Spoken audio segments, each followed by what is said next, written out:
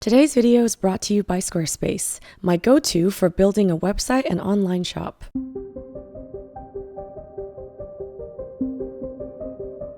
Hello, dear friends. Today is the third and final installment in this paintings video series, where I'll be showing you how I painted the metallic gold mushrooms and finished the painting with a final glazing layer. If you'd like to see several hours of real-time tutorials where I record voiceover as I was painting, along with hundreds of hours of exclusive content and monthly art rewards, including a monthly live stream, feel free to check out my Patreon at patreon.com/happydartist.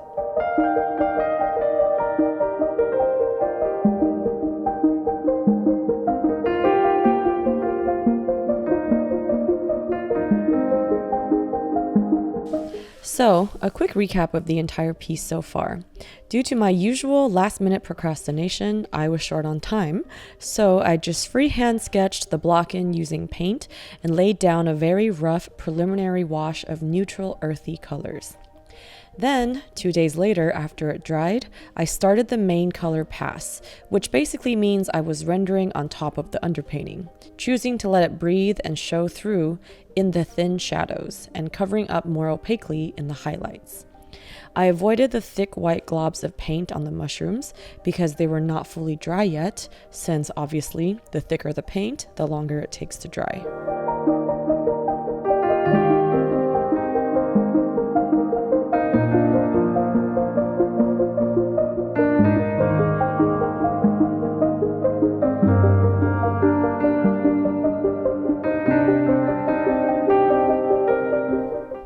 Luckily, after I was done rendering the rest of the painting, the mushrooms were finally dry enough for me to glaze over. And this is where I want to slow it down and show you all how I achieved that metallic gold effect for the mushrooms. The key was to start with applying thick white globs of paint. You can use a brush, a knife, and I myself tried using the tip of a skewer as well.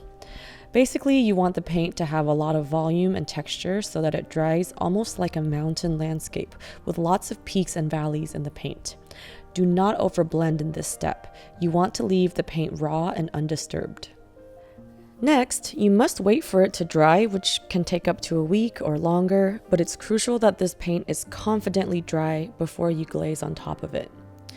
To make the glaze, so to speak, I usually dip my brush in medium and then load it up with some oil paint so that the consistency is about 50% transparent medium and 50% oil paint.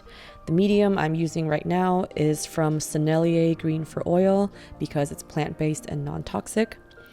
The paint should be high in chroma, aka very saturated. For this, I use different amounts of the following colors in different places: cadmium yellow medium, nickel yellow, cadmium red light, burnt sienna, and raw sienna. A colorful gold or earthy orange will create a luminous glaze with lots of depth and shine. If your paint is too dull or desaturated, the gold won't feel as rich and lustrous. It's also important to vary the different hues of gold. The entire thing can't just be the standard yellow gold, or else it will look too flat and synthetic.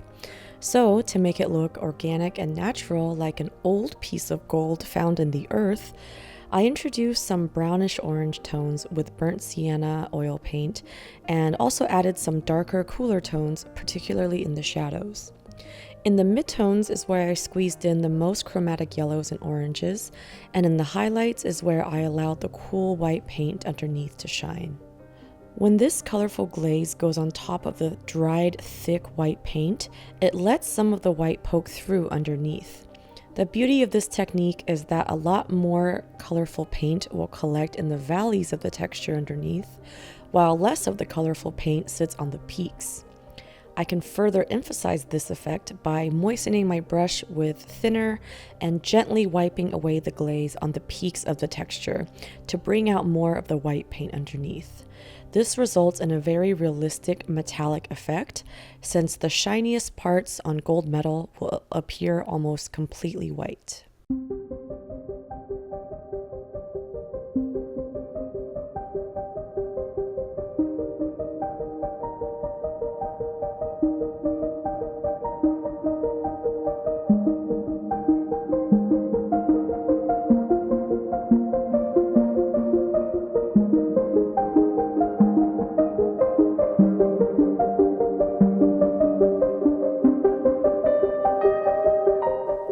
Glazing is my absolute favorite oil painting stage / technique because of its satisfying nature and versatility.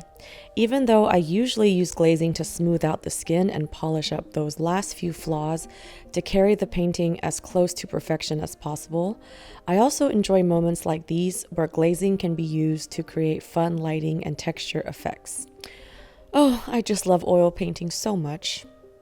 Anyway, this about wraps up our video and concludes this video series. Thank you, and I hope you all enjoyed watching me create this piece. The original has already been sold in Miami during Basil Week, but I have prints available in my shop at happyd-artist.com.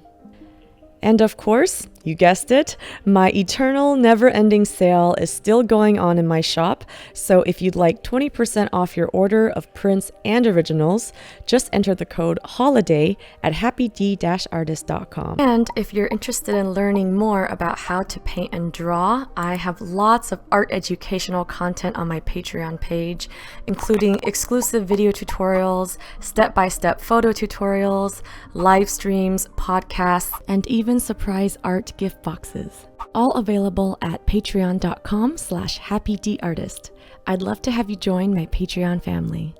A big thank you to Squarespace for sponsoring this video and supporting the art community. I've been using Squarespace for 10 years now, and it's been an integral part of being able to make a living as an artist. Aside from their beautiful customizable templates and easy-to-use interface, Squarespace now has so many robust tools to help make website building be both effective and intuitive. There's a new design intelligence feature that uses a combination of industry experience and cutting-edge AI to help you make a website bespoke to your brand and digital identity.